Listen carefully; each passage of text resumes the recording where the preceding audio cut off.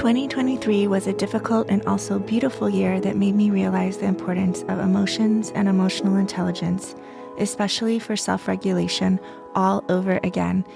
This was especially true in my personal life with some challenges related to identity, appearance, and energy. And anytime there's personal upheaval, I've come to realize more and more it affects other aspects of my life, even if I think I am successfully compartmentalizing.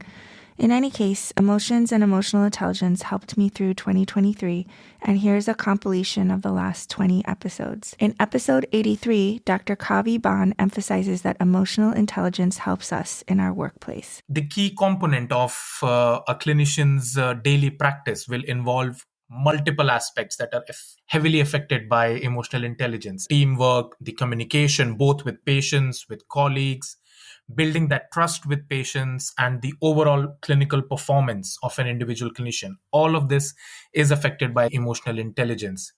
You need to take steps basically to be self-aware, to be able to read up on all of this, to train yourself and help yourself to become a better clinician. And in episode 98, Dr. Jeff Cohen also touts emotional intelligence. Emotional intelligence is key. You can know as much as you want to know, and you can be as good intellectually as you want to be. But ultimately, without a sense of emotional intelligence, it's really hard to make a connection with patients or with colleagues. In episode 84, Dr. Ellen Peters says that emotions can really serve as guides or beacons of light. She also relates emotions to dual process theory and systems 1 and 2, which of course I enjoyed. The way that I think emotions usually work and what the data say are that emotions guide us in our lives. They act as beacons in a world that's really complex and murky. Sometimes we don't know exactly where we should be going. We can't quite see it. Emotions acts as a beacon of light, telling us to go in this direction or to move away from that direction. That kind of feeling is based on a whole heck of a lot of experience.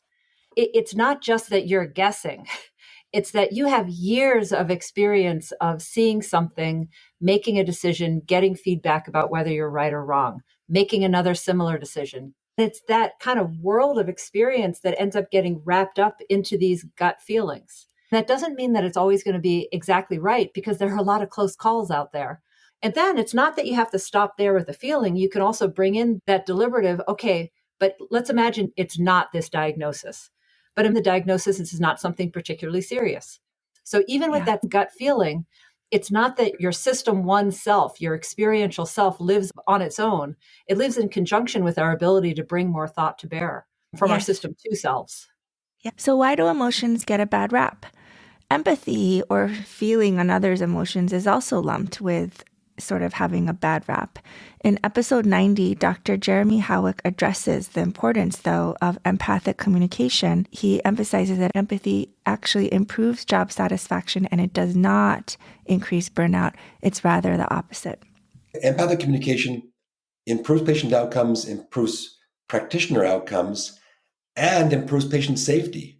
Because again, poor communication, including lack of empathic communication, increases medical complaints and medical errors. It improves doctor job satisfaction. This is counterintuitive. People think if I'm empathic, I'll get burned out. That might happen in some cases, but the evidence clearly shows an inverse relationship. Going a bit further, in episode 95, Dr. Rita Sharon delves into common misconceptions that likely take root early on in a medical career. There are many things that are not taught to us in medical school. And one of them is we are fellow mortals. And what happens to our patients will happen to us. And yet, isn't there this fantasy that because we're around death and serious illness so much, by now we must be immune to it? And we go to great pains, all that objectivity and the defensive distance from patients. You must protect your objectivity. You must protect your detachment, right? And we are acculturated into this distanced, slightly ironic position, separate from those suffering patients and their frantic families. So, bottom line, when we discount emotions, problems can arise. Dr. Jules Lipoff talks about the lack of creativity in medicine in episode 93, something that likely creates increased fear of failure. Medicine as a whole is really the opposite of creative most of the time. I don't think that prepares you well for challenges, for rejections, for failures, for really growing. And in episode 81, Dr. Samantha Dodson addresses the lack of communication skills training across many different disciplines, not just medicine. A lot of people don't get that sort of training. We might get it in our families. Hopefully, you're being raised by people who are trying to teach you empathy and communication skills.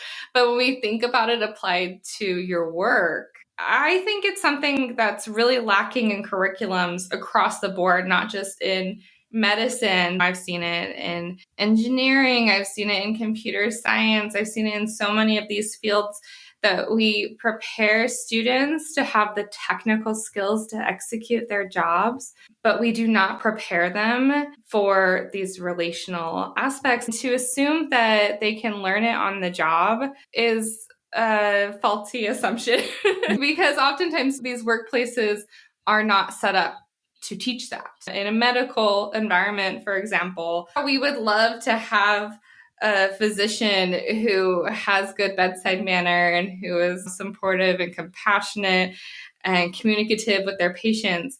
But who's teaching that, right? And they're not getting feedback on their bedside manner. In episode 88, Dr. Daniel Waters believes that empathy definitely is a skill. Empathy is a skill, but it takes a little work. The vast majority of physicians want to be empathetic. They just don't know how. Whenever I would talk about teaching empathy, I said, it's like looking at an impressionist painting. There's a distance that's optimal. With empathy, it's not visual, it's psychologic distance or psychic distance.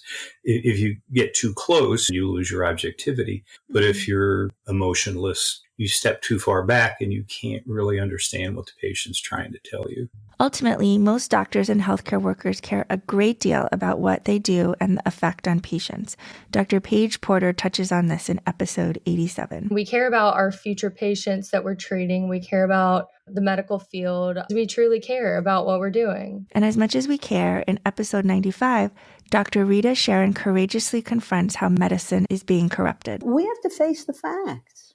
Our noble profession has been corrupted by, some people call it an end stage capitalism. And we don't, by nature, as physicians, have the chutzpah to unionize and get out and protest and walk off. That's not how we behave, but that's where we are. And it's not impugning the integrity of the individual persons in the hospital executive suite. Well, we've all been corrupted.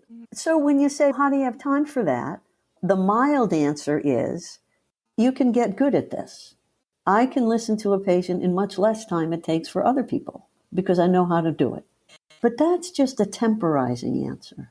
The deeper answer is we have to confront how medicine has been deformed by corporate practices. So what can an individual do in the meanwhile?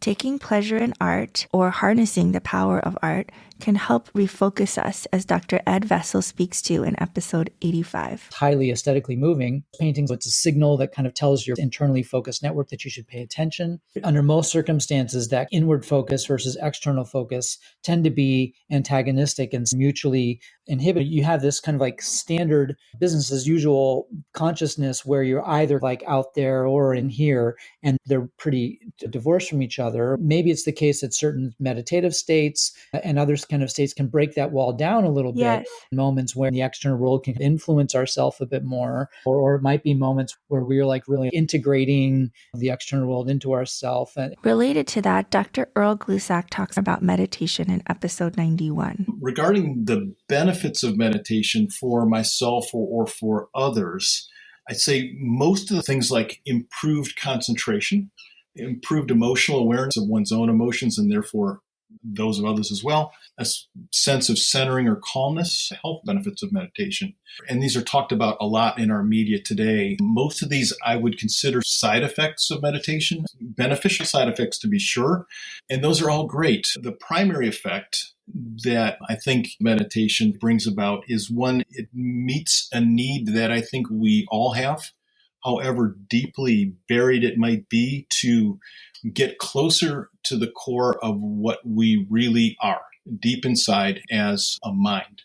That, I think, is the primary benefit. So in addition to using art and meditative states to sort of help wake us up, self-compassion is important, as Dr. Doris Day addresses in episode 89. We have to be kind to ourselves. Our instinct is to criticize and to find flaws because we're hardwired to do that. My hope is that we can show more self-love, still want to grow and improve. We have to be kind to ourselves and to those around us. And in episode 99, Dr. Ashley Weissong gives tips on how to be kind to ourselves. There are things that I've been really deliberate about to help with that. We talked about some of those tactics earlier for avoiding, right? The avoidance piece, like setting boundaries, learning to say no, early warning signs of burnout, those things. But in addition to that, there are the things that I've added to my life for balance. For me, that's been practicing gratitude, genuinely practicing gratitude. I have a gratitude journal. The other thing that I think has helped me a lot for balance is being present, really being present. Literally, I have it right here on my desk. Be here now, focus on staying in the present. And I think that has really helped me from a balance perspective. I also appreciate Dr. Samantha Dodson's comments in episode 81 and Dr. Daniel Waters in episode 88 related to system changes. As a professional, I can lean in. I can take a seat at the table. I can negotiate my salary every year or request stretch assignments or leadership opportunities. And once I'm in a position of power, then I can help us rethink the structure, right? We can look at it both ways, and the individual can work and the systems can work to both solve the problem together. Can we rethink publication? Can we rethink authorship or requirements for tenure? There's so many different ways that we could rethink this. Academia is not well suited for mothers, right? To me, that's one of those systemic issues. As physicians, you take bumps and bruises. It's like an NFL season, except it never stops. There's no off season when you're a doc. Deaths or the complications, they can be devastating. I think of them as emotional concussions, and they don't have to be big. They're repetitive and they're every day. I think if you're a regular person with feelings, it wears on you. And so what did the NFL do? I always look for parallels. They got better helmets. They changed the rules a little bit. They started to worry about the health of their players. I don't think medicine is there yet. How do you get a better helmet? A better helmet is taking physicians from their student days on and saying, this is difficult business. There are going to be things that are going to just tear you apart here. And you got to start early on learning how to deal with that and find role models. Medical errors can certainly create bumps and bruises. I spoke in episode 92 with Dr. Jason Lee. Errors are unavoidable. It happens. It's part of human nature. I think you're right. We need to face it and we need to figure out why it's made and try to minimize it. We just have to be aware. I think that'll help. And when the stakes are high, like melanoma or not, Daniel Kahneman says it's unavoidable to make errors. Self-compassion relates to not being too quick to blame or praise ourselves for the outcomes of certain difficult to impossible decisions. In episode 94, Dr. Lori Paul talks about how we make decisions in the real world versus idealized decisions. What's possible? What should we expect of ourselves and what should we not expect of ourselves? And one thing that's really helpful in this context is to separate out responsibility from attributions of praise and blame. When making decisions, separate out being responsible for the action that you take with blaming yourself for doing something where you couldn't have actually appreciated all the dimensions of the implications before you did it. And in episode 96, Dr. Rita Sharon discusses narrative medicine and how understanding and being able to write narratives can help us understand patients, doctors, and the world around us. Attention, representation, and affiliation. That's what we aim to equip our learners with. undiluted attention. Nothing escapes you. Representation, you write it out, you capture it, you sketch it. We teach our medical students figure drawing and cartooning and playwriting. What it's all for is the affiliation with a patient, with a family, with a colleague, with a nurse, with the receptionist in your practice. The affiliative investment in the well-being of another. So that's what we mean by narrative medicine. It's not just, oh, let's give the kids a break. Let's bring them a poem. It's not that. It's really deeply, gradually transforming set of capacities to humbly listen to another, to not get pulled away by your own ideology, your own position. Ultimately, on the deepest level, Dr. Benjamin Doolittle also emphasizes that the inner life needs attention. There's this inner life that's so important for us to cultivate. Our patients struggle with their own inner struggles that are beyond their physical illnesses. The hard part, I think, is how do we alleviate suffering or doubt or anxiety or worry? And some would argue that's not medicine's job. Our job is to fix the sick body. I don't know. I think our patients come to us for more than that.